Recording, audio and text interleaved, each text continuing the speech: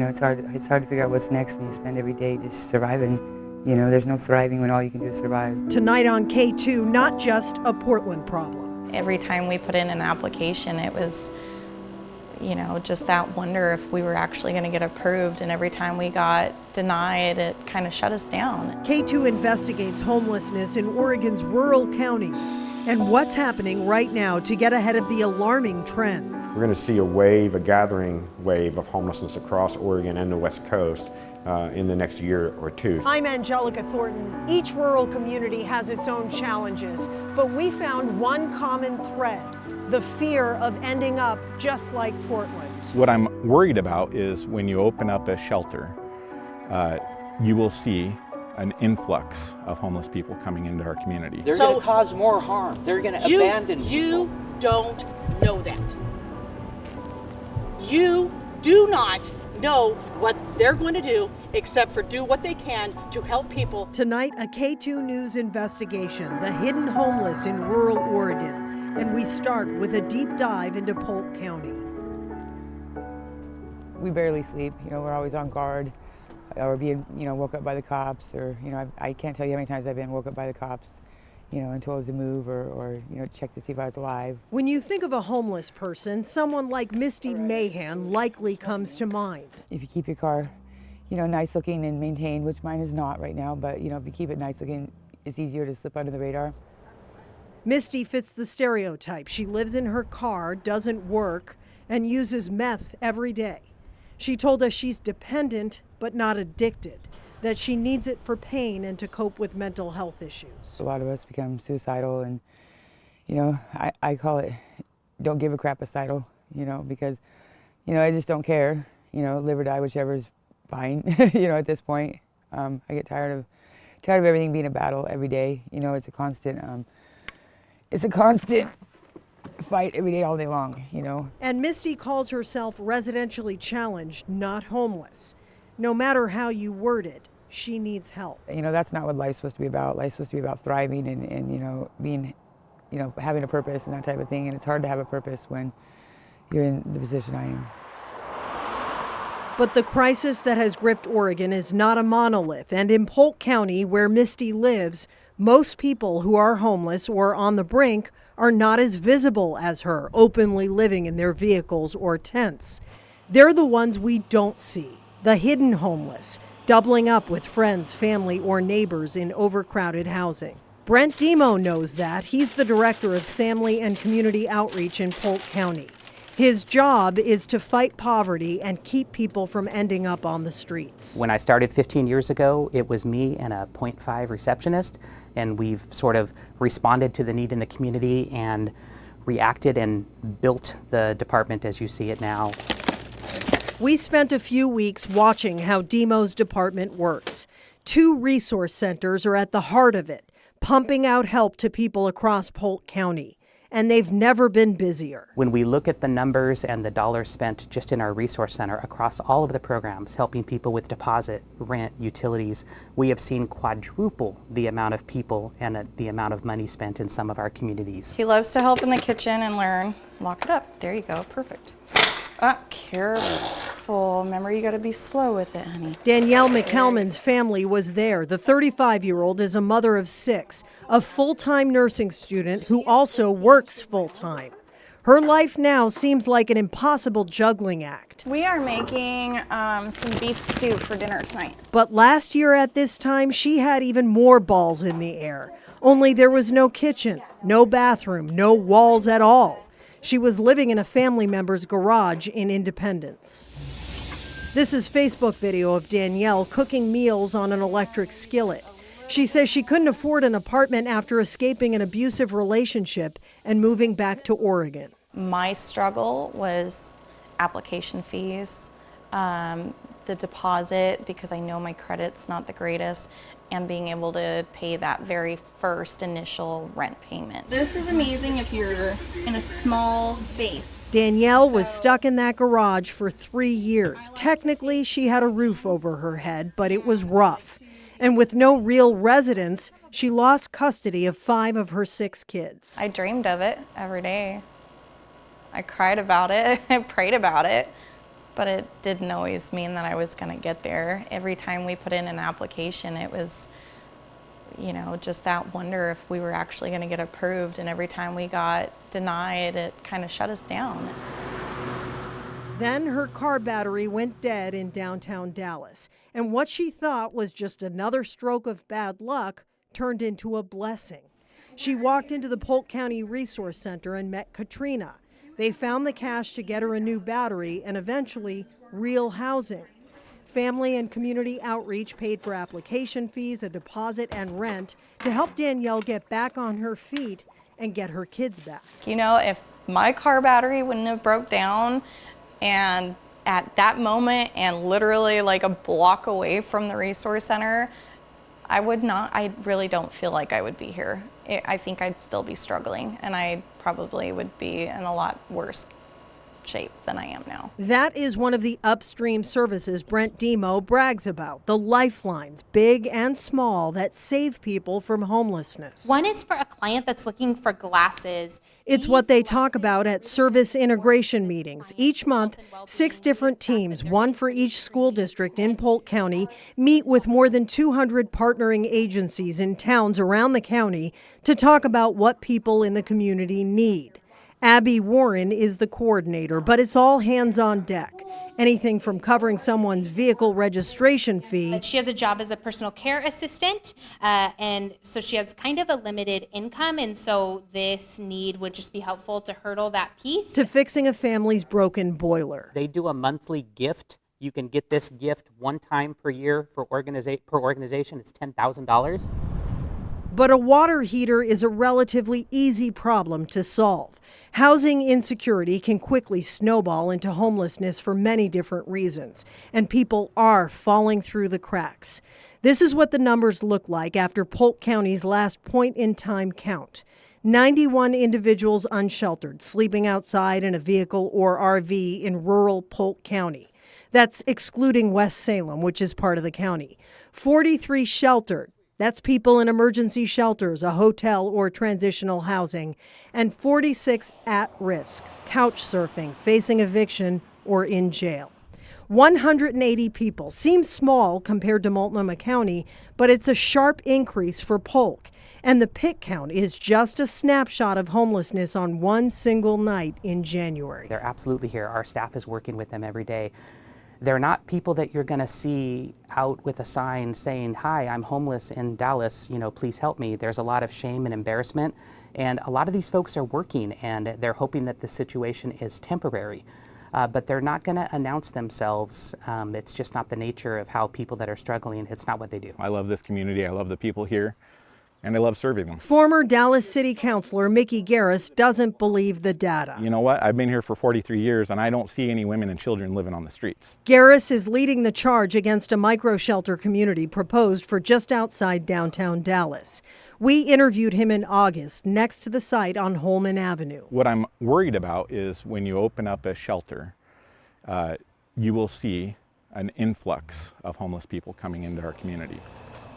Garris has a lot of support behind him. There are signs all over town protesting the project, with tensions flaring whenever it comes up. They're going to abandon people. You don't know that.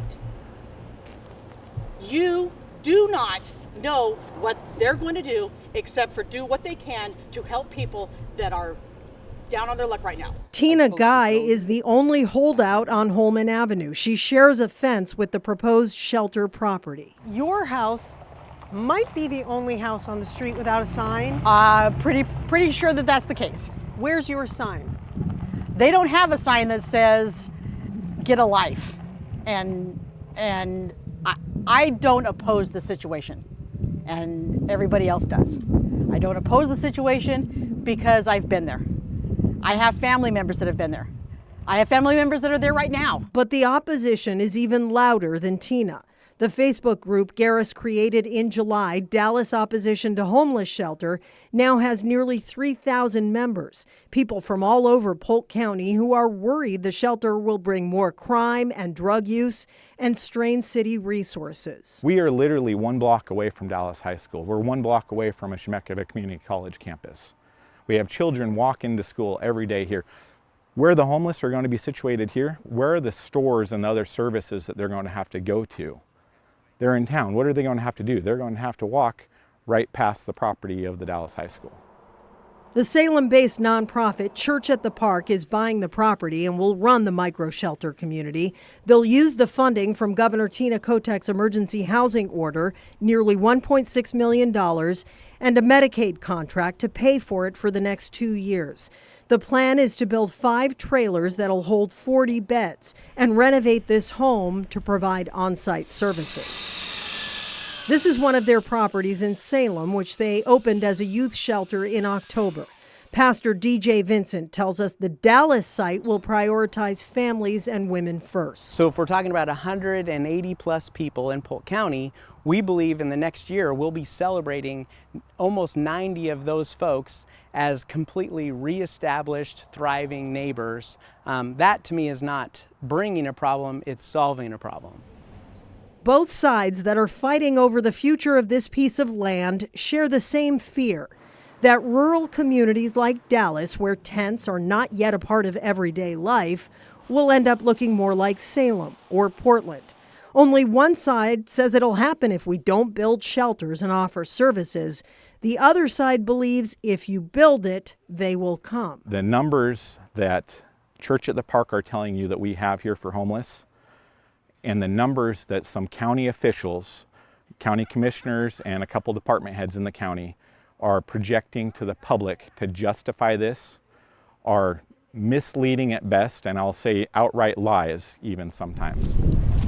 In August, Garris filed a Freedom of Information Act request to try to prove his point. We were there when he dropped off the check. Hello, Mr. Garris. Hey, Morgan. Nice to see you. Good to see you as well. Garris told us his Facebook group raised the $1,500 in just 2 hours. We don't know what it uncovered, if anything. We asked Garris for a follow-up interview several times, but he hasn't responded. In October, he filed a petition to have 2 of Polk County's 3 commissioners recalled. Jeremy Gordon is one of them. Mickey Garris has accused you of leveraging your elected position to advance your personal agenda and provide substantial support to non-governmental organizations. How do you respond to that? The idea that this is politically advantageous to me in any way is silly. I think if I was really out for myself, I would probably keep some distance on this issue since it is fairly controversial. I'm Jeremy Gordon. I serve on this committee. Gordon represents Polk County on an advisory board called PATHS, Partners Aligned Toward Housing Solutions. He's also on the board of directors for the Mid-Willamette Valley Community Action Agency and chair of the Mid-Willamette Valley Homeless Alliance, 2 nonprofits working to end poverty and homelessness. Is there anybody here from the public, any guests who would like to say anything regarding the strategic plan or anything else that's on your mind? He told us it's part of his job as a commissioner to make sure the social safety net works, and he takes it seriously. What I wish would happen more is more constructive conversation, and there have been a lot of opportunities for that. We created an online webinar. There's a lot of good questions. We did an event at Western Oregon University where there's a lot of good back and forth. But closed Facebook groups that just rile people up generally aren't getting those people the correct information from which they can make their opinion known, and it encourages kind of stratification of positions. Have you ever had a conversation with Mickey Garris about this? We exchanged an email once, and I offered to invite him to the Homeless Alliance meetings, which are public. I said I offered to meet with him in person. There are lots of ways to engage in a public forum, and he has not done so. As for Mickey Garris's recall attempt, Gordon told us his commitment to Polk County and its residents is unwavering, and he's proud to serve them. I'll second. Lyle Mordhorst is the other commissioner Garris is trying to recall. He told us he's serving on several committees to make Polk County a better, safer place to live, to help families and the economy thrive, not just survive. When we come back, this is donated property. That land has been donated by this developer. The only Polk County commissioner not being challenged by Mickey Garris shows off what he calls a game changer in the fight against poverty. When people walk in the door here, their lives are going to get better. And that's the objective. But first, how one young woman hopes to shed the stigma with her story of survival. Everybody in this country is closer to being homeless than to being a millionaire. Closer to being homeless than anything else.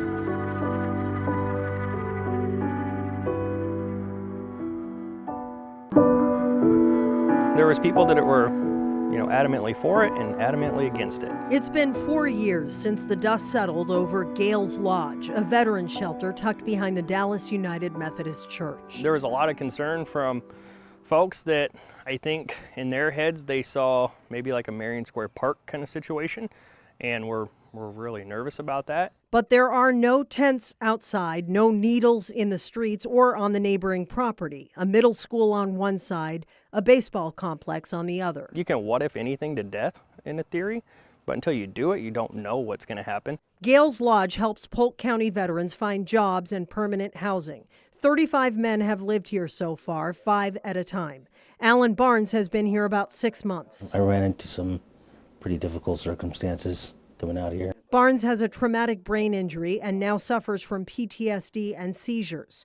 He says his life fell apart during the pandemic, but Gails Lodge and the wraparound services they provide here picked him back up. I'm one of the fortunate few who's gotten his benefits, and who's really grateful that I've met the people that I've met at the times that I met him, because I'm here. Obviously, I'm sitting here talking to you. I'm not out on the street. This is great. This is amazing. Dominique is also grateful. The 20-year-old is now a member of Backbone, a youth group that works with the Mid-Willamette Valley Homeless Alliance. We met Dominique at the new Church at the Park Youth Shelter in Salem. These are the same people behind the proposed shelter in Dallas. Dominique worked on this project as an advisor. Like this could be your kid any day.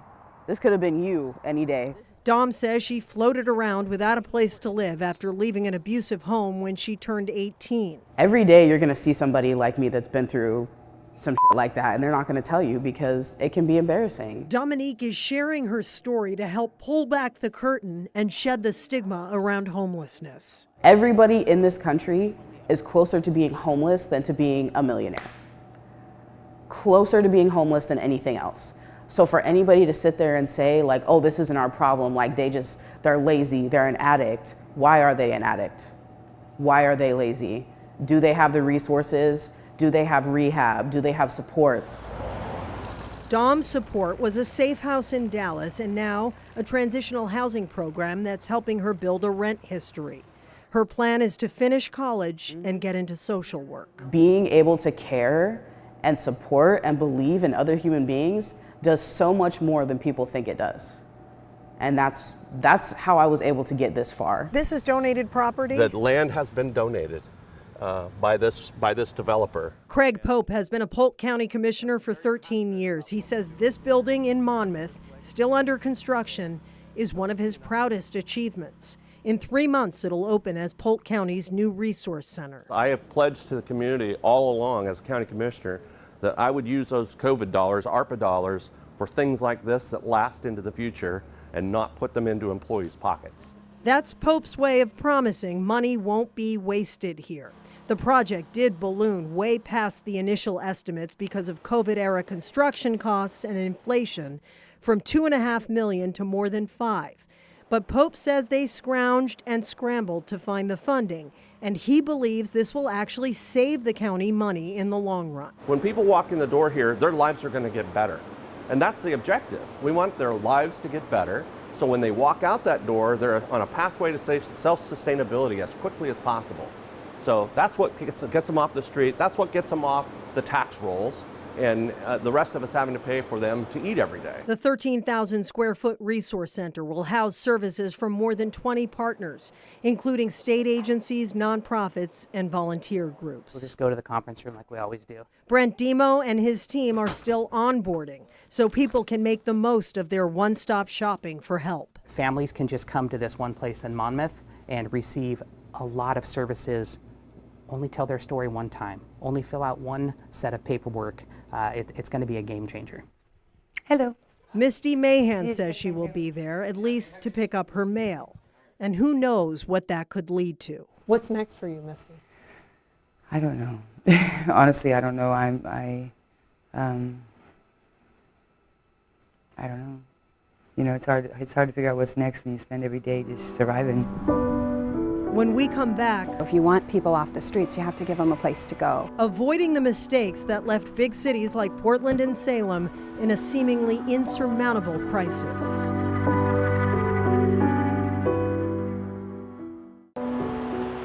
Tonight, we took a deep dive into how Polk County is working to stem the tide of homelessness. It's happening in rural communities all across Oregon. Oregon is on a track to become so unaffordable that our children and grandchildren are frequently going to have to look to places like Idaho and Montana and states beyond Oregon so that they can go there and afford to buy a home and start a family. KATU is on your side from rural Marion County. Large, well-established farm families in this community have relatives who stay in our shelter. These are our people. To the Columbia River Gorge and the challenges Wasco County is wrestling with. We're very unique because we're in a national scenic area. To Clatsop County, now dealing with the highest per capita homelessness rate in the entire state. And I think that what we were seeing on the ground is that what exists isn't working. KATU is committed to staying on top of the most pressing crisis impacting our region. Tonight, we brought you a close look at Polk County. Over the next few weeks, we'll show you how other local governments and social service providers are scrambling to find solutions and avoid the mistakes that left cities like Salem and Portland where they are today.